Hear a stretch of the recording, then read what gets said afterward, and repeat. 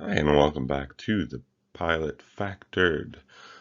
So as we explore nutrition, and we've now looked into the basics of nutrition, which is calories and macronutrients, and understand sort of the structure of how it works, we can look a little deeper now into, more details of how we can eat in a more aware fashion, how we can practice aware eating.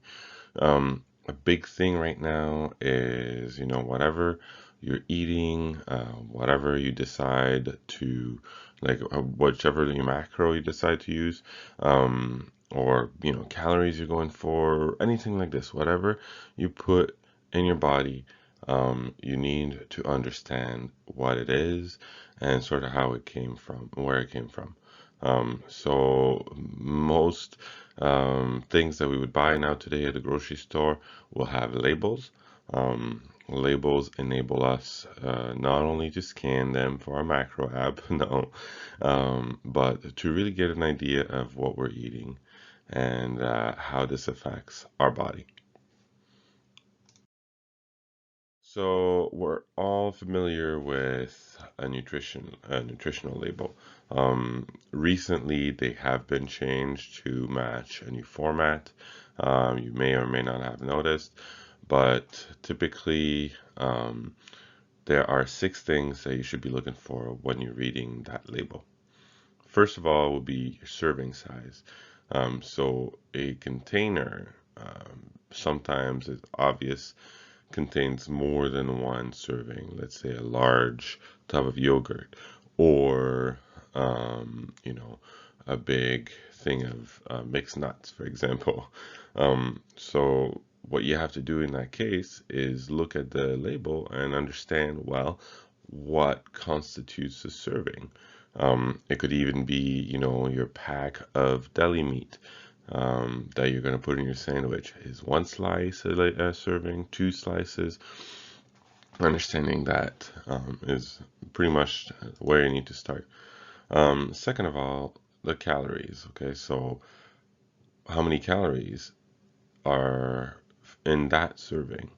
So when I have my Greek yogurt in the morning, for example, I know that my 175 gram serving will be about 100 calories. So it's pretty easy. It's a good place to start. Typically, right after the calories at the top of the list are the items that you want to limit intake wise. So we'll talk about fats, cholesterol, salt, um, especially your trans fats and your and other things like that. Moving down the label, you'll have items that you want to go and get, items you want to protect. Okay, you want to get your fiber, not necessarily the sugar there, but your fiber, your protein, and so on. On the right hand side of the label, you get a daily value in percentage index. That means per serving of this food that you would eat, this is how much in percentage you would get of each macro, for example, like your fats and your carbs and your protein. Well, protein not so much, but fat absolutely, and carbs as well. And they leave the protein up to you, um, depending on what your goals are. But and then in this case, it would subdivide the fats categories and the carbs categories, because remember, your dietary fiber just goes right through your body, isn't really counted as calories, but it's there for you to know. And finally, there's footnotes there that are pretty interesting. Typically, it would tell you that your percentage daily value is based on a 2,000 calorie diet and so on. So, first things first, serving size. The first thing you want to check really is the recommended size of a serving. Information listed on the label is based on a typical size, a serving size in common measurements. Okay, that'll be like cups, grams, ounces, or number of pieces. Um, One tip that I would suggest here is, for example, 2/3 of a cup. For me, I hate getting my measuring cups out, to measure whatever serving will be. Getting a little kitchen scale, a digital kitchen scale that you can just throw your plate or your bowl on top and then measure right away your 55 grams. Oh man, life is so much easier. So let's take a package of chips, for example. This package of Doritos may contain more than one serving. You're going to open that Cool Ranch Doritos and realize that a serving is only 11 chips, which means, you're going to be about 2 handfuls in and have to stop. Could you guess the recommended serving on a Monster 24-ounce energy drink? 3 servings. That's right. I used to drink these things when I was a teenager by the can, not realizing that I was downing 3 servings per can. So, when you have 1, 2, 3 of those a day, you're drinking a lot more of these things than you realize. It's pretty important to remember that calories are measured again per serving. So that 230 calories isn't per bag, per, can or whatever. It'll be by serving that's recommended right on top. So a quick guide to calories per serving is anything that's 40 calories or below will be considered, a low serving, a small serving. Anything in the ballpark of 100 calories is a moderate amount. And so anything above 400 calories is considered high. So what I tell myself is, okay, anything below 400 would be a snack, okay? Anything that says is 350 or 200, anything like that, I would say, okay, now I'll consider that a snack for the day. Anything that tops 400 calories becomes a meal in my mind. So that kind of helps me categorize like where I put the food, how much food I should eat throughout the day. Okay, so we said below the calories are the items that you want to limit. We talked about fats, cholesterol, sodium, carbs, and in specific in the carbs, your added sugars, so your simple carbs. Um, Health experts recommend that you keep your intake of these nutrients as low as possible as part of a balanced diet. So remember, not your fiber, not your complex carbs, but your simple carbs.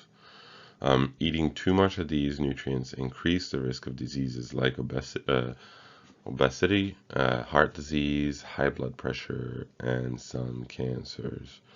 Um, a note on the high blood pressure, having, skirted that issue myself, I would know that, for example, having limited simple carbs a lot in the last few years has tremendously helped that. A, because I lost some weight, but also B, because they affect your insulin levels, you become resistant to it, and it's all in all like a pretty vicious circle. So, there's a lot of things that they tell you, like, to help with high blood pressure. But honestly, like, just reducing your insulin tolerance and bringing it to a normal level again helps a lot. So items to limit would include saturated fats. As we've seen, trans fats are the ones that are a big no-no. Added sugars and cholesterol. Now, we may not all know this, but there's good and bad cholesterol. I'm not going to go into that too much. Just keep in mind that, if it says cholesterol on the label, it could still be good. Like oatmeal and eggs, they have good cholesterol that actually helps your body. But typically, if it says cholesterol, you at least want to make sure of what you're reading. Um, when you're reading a nutrition label, you may come across ingredients that you've never heard of, can't pronounce, and you don't know if they're healthy for you or not. Okay, like cholesterol, you can pronounce it, but sometimes you don't know if it's healthy or not. So try to stick to foods that contain only fruits, vegetables, meats, whole grains, seasoning, and herbs. That's like a very basic list of things that you can say, okay, well, I know all these things. They're like farm to the table type thing. Okay. Um, and sometimes, even though an ingredient is considered consumable, not all products are equivalent in quality. So a lot of lower cost junk foods, for example, are pumped with like fillers.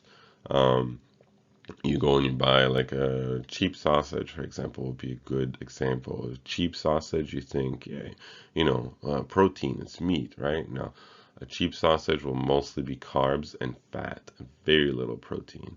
So if you read the label, you'll be very aware of what you're eating. Other things that they'll put, for example, are chemicals for flavor, coloring, and things to keep it from going bad. So don't be fooled by like the pretty packaging. Just turn the product around and read the label and be informed as to what you're eating. There's a lot of things that should be avoided, okay, as we talked about. So, partially hydrogenated oil, is one big thing you want to be very careful about. High fructose corn syrup, MSGs, um, BHAs, and now I'm not gonna read what like how it's pronounced, but BHAs and BHTs. They're antioxidants, preservatives that they use a lot in cereals, potato chips, and chewing gum to keep them from going bad in your cupboard.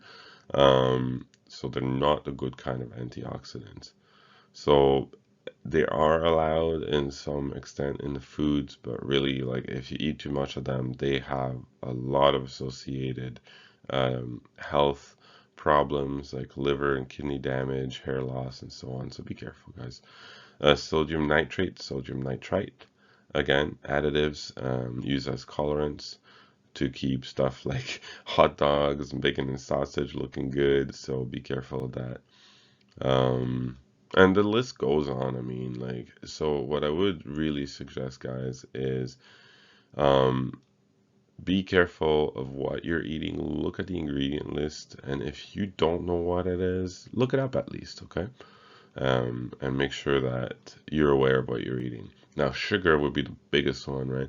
Sugar is probably the best tasting evil that will forever tempt you.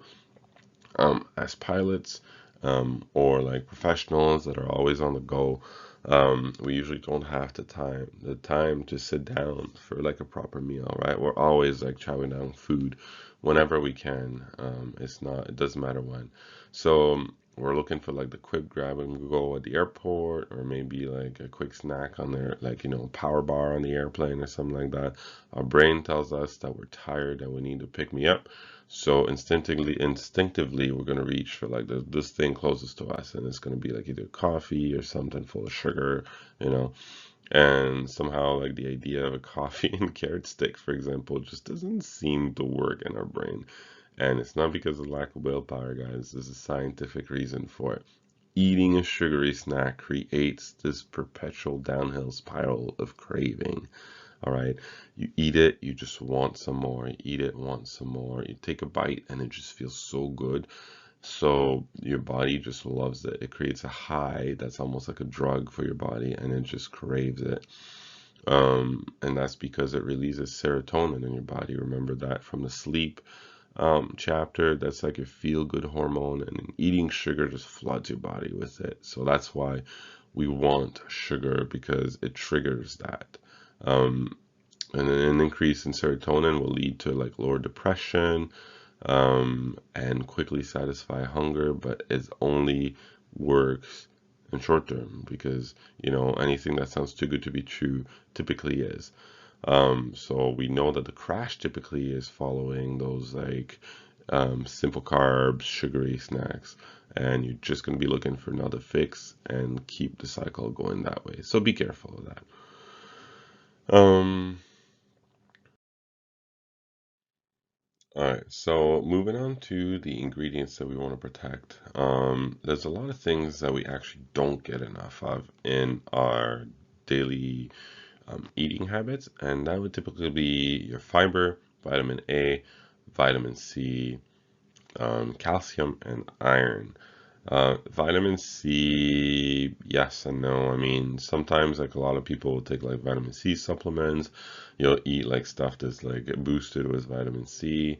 The milk will be typically boosted with vitamin D and so on. So, you know, as long as you're aware of how much you're getting, this is good. Otherwise, you might need to supplement with like vitamin supplements.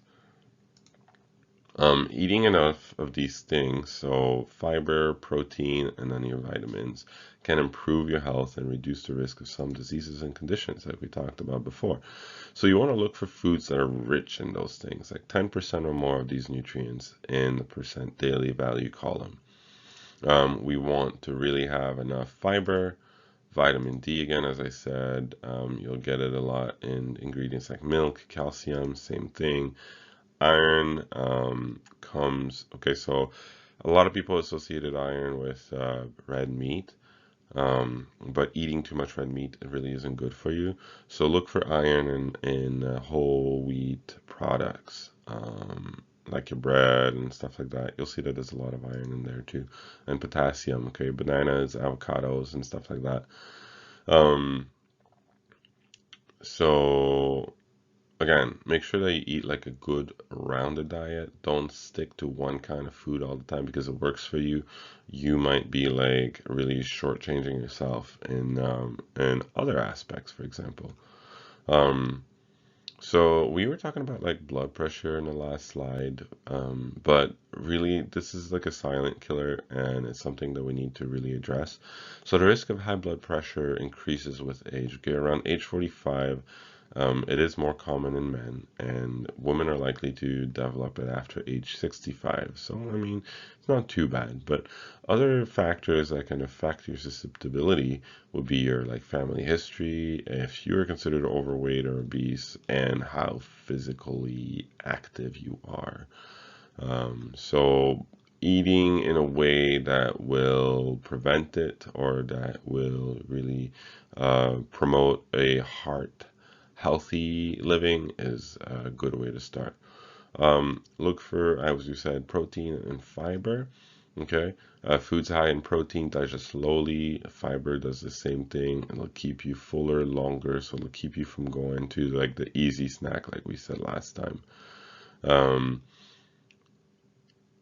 Women under 50 years old should get about 25 grams of fiber daily, and men under 50 should have about 38 grams of fiber daily. So if you see something like 4 grams, 5 grams, I mean, you still got a little bit ways to go, but keep working at it and really be conscious of how much fiber you're getting. It aids in your digestion, keeps you fuller longer, and it's got a lot of health benefits, guys, even though it doesn't stay in your body. A lot of natural energy can be gotten from fibrous fruits paired with like protein, like some nuts, for example. Wait, like that'll keep you going for a long time. So like think about a good some berries or a very good fibrous fruit and a handful of nuts, and that's a much better snack, than your coffee and donut. All right, now that daily percent value column there. And the conspicuous looks easy enough, but there's a lot to impact there. So obviously it tells you the percentage of each nutrient in a single serving in terms of the daily recommended value. And again, guys, well, some of it is based on calories. Okay, so based on the 2000 calorie a day diet, this is how much it would come up to. Um, Some others, like cholesterol, for example, it's not based on calorie. Cholesterol isn't a macro, sodium isn't a macro. So these are more based on like medical recommended values for a healthy body. Again, we said most of those are based on a 2000 calories diet. Your daily percent value may be higher or lower depending on your needs. Okay, so remember that if you're on a diet, you might be on a lower number.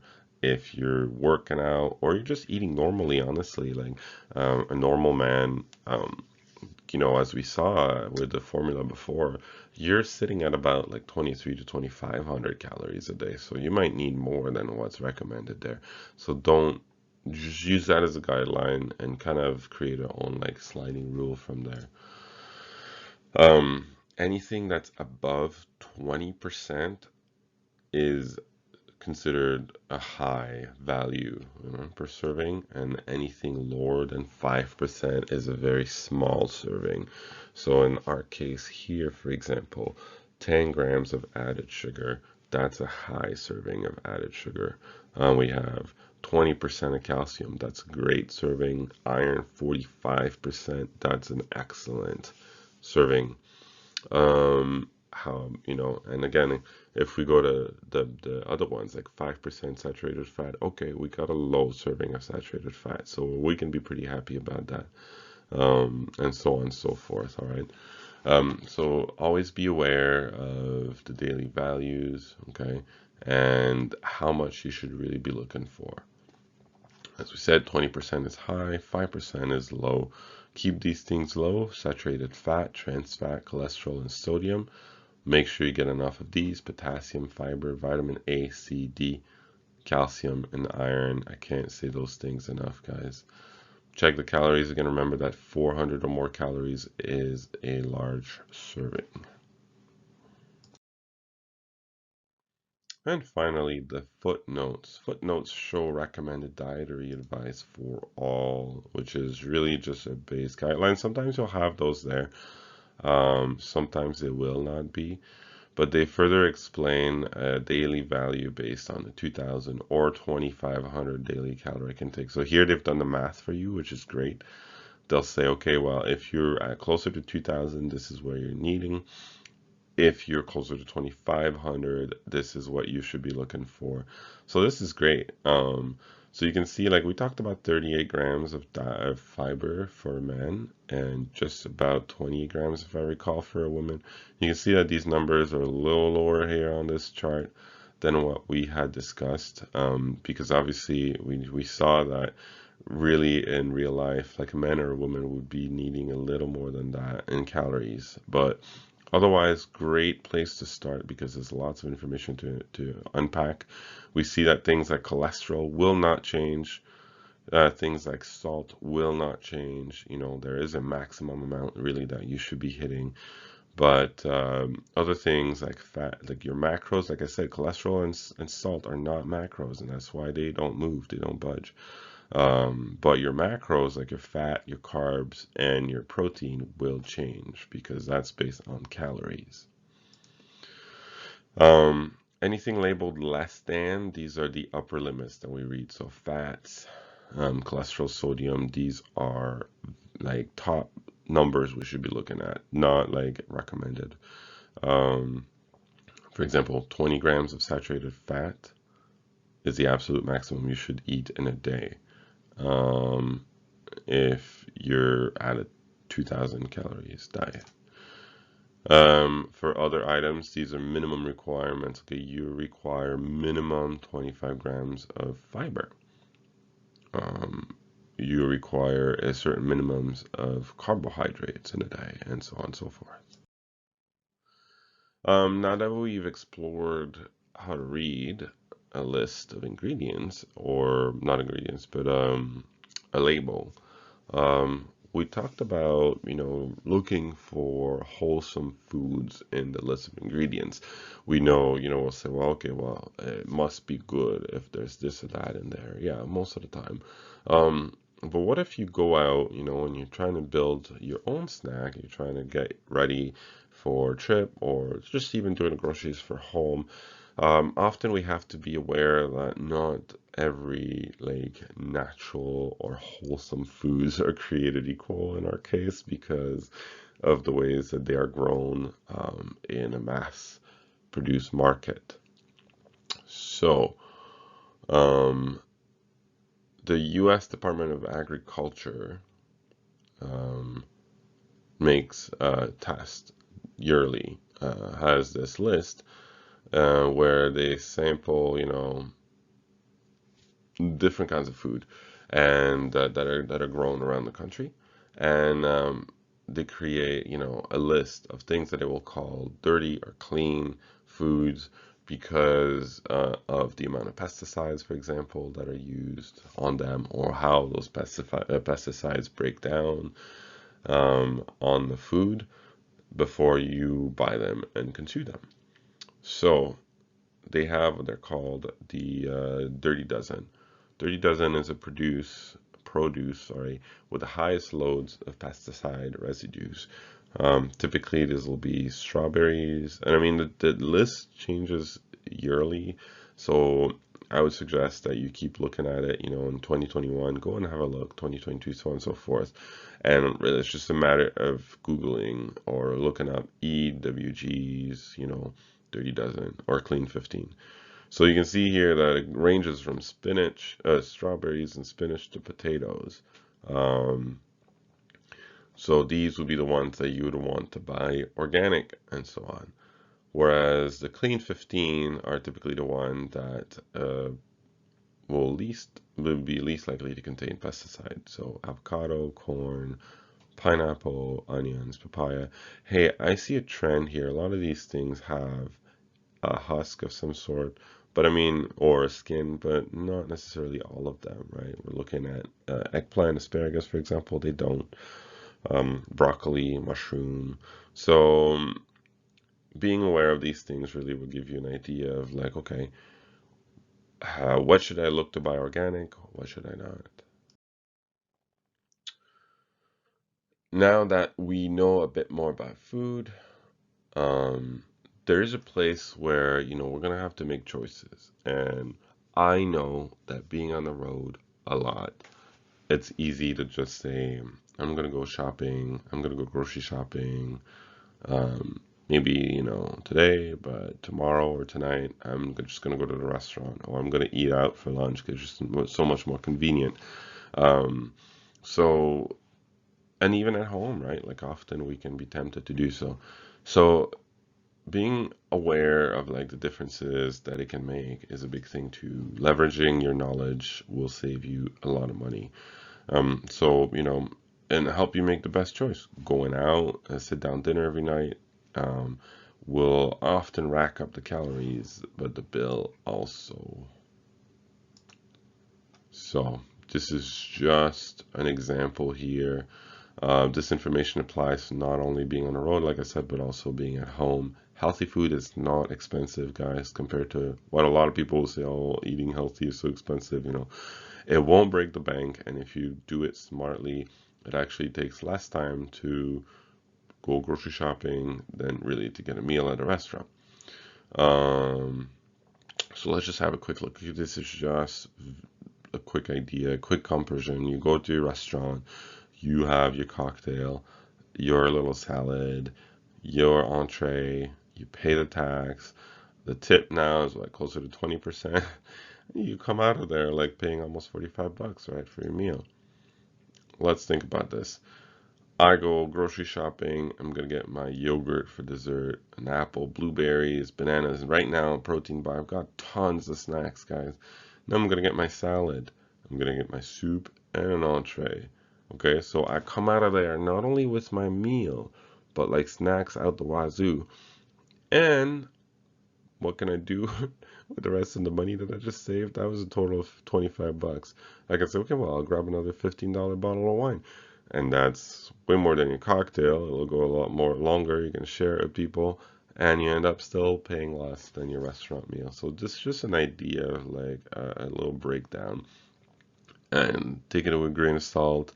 But just it's just to give you the notion that being aware of what you're eating and how much you're spending, is a good thing. Now, my bane is hanger, being angry because I'm hungry.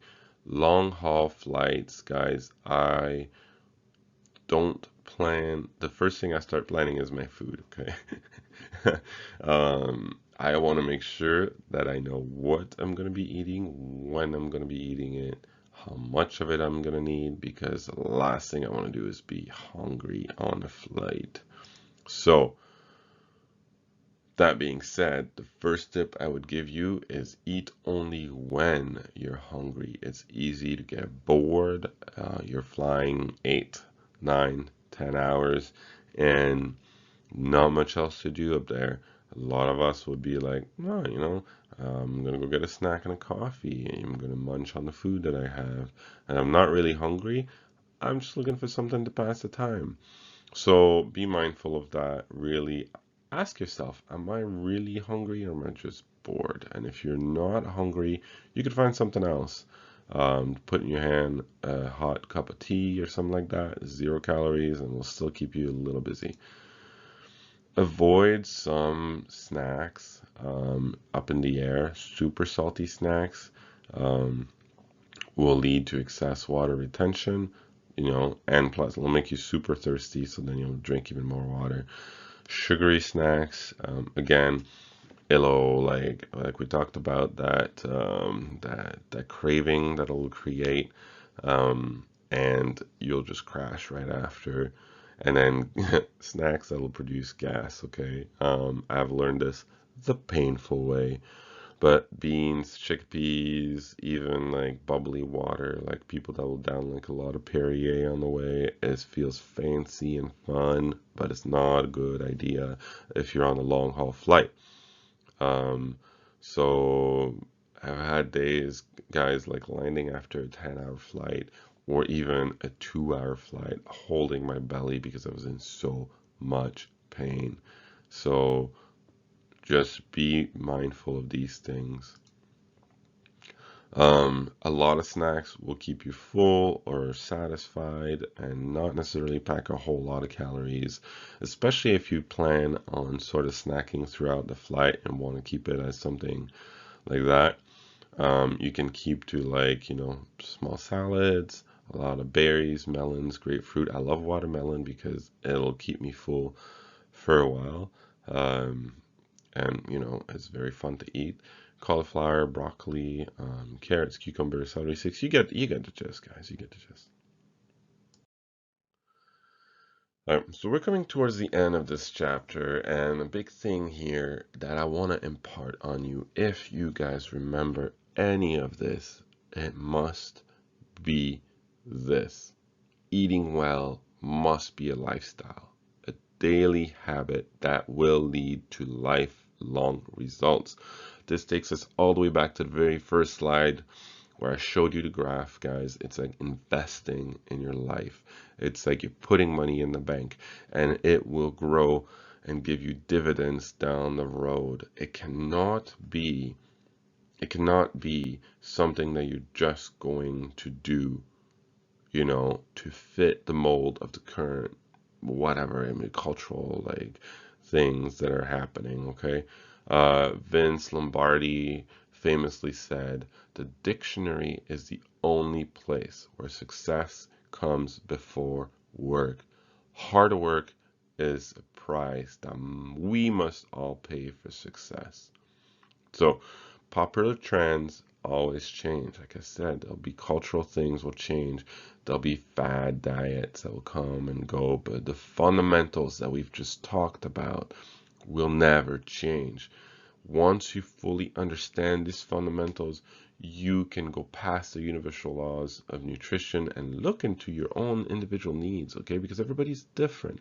See what works for you and use that as a lifestyle, not a diet.